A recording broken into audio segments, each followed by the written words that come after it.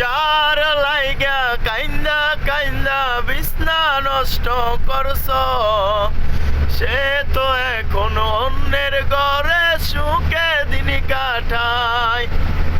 সে তো এখন তোমার কথা করে না মনে, তোমারে যে নিয়া চিন্তা নাই তার ভিতরে। তার জীবন তো সুখে যাচ্ছে, তুমি একলা একা। কেন তোমার জীবনটাকে নষ্ট করছো একা?